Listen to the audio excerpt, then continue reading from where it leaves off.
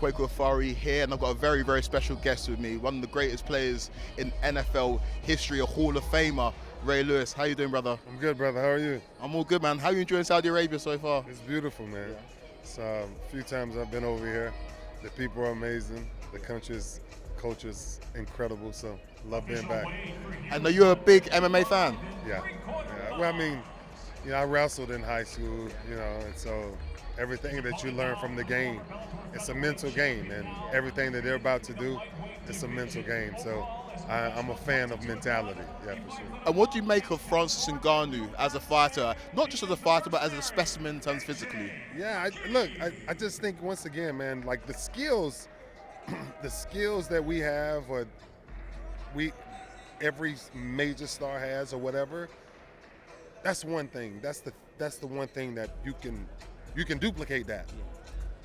What's hard to duplicate is the mentality of what does it take to be him, to go be me, right? That's different.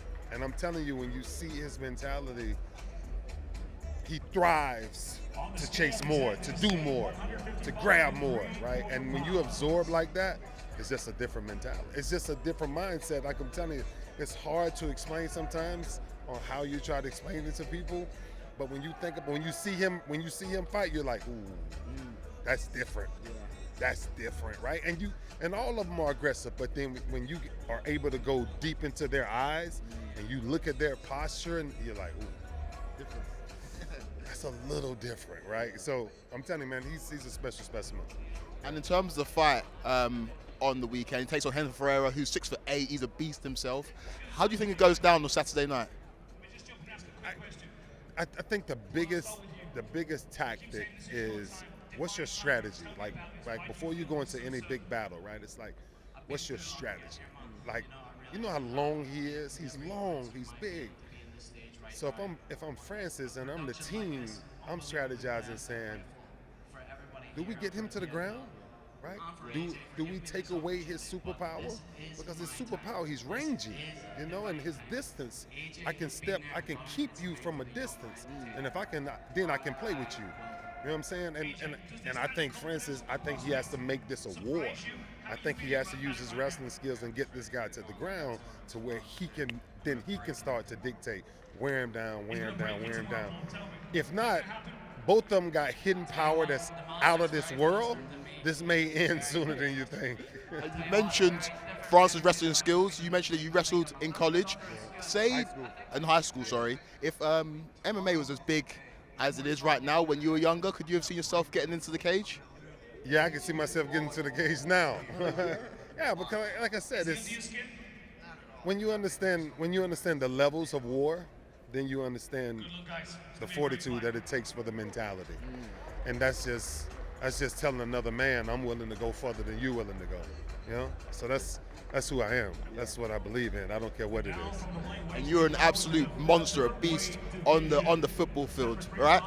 Your team, Baltimore Ravens, they are, after a slow start, they're back in the mix. Lamar's playing like an MVP yet again.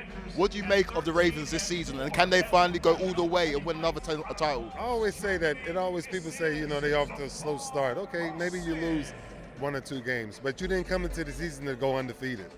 You come into the season to get to the end of the season, right? And I think the key is, like, what we're building right now is, I love what we're doing regular season, but I need us healthy, right? And that's any team. Like, what happens when you get into late December, early January?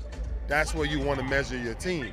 Everything else before that, yes, it's necessary, but it's not defining. Right? It's just necessary to start planting the seeds that this is who we're going to be when we get on that side of it.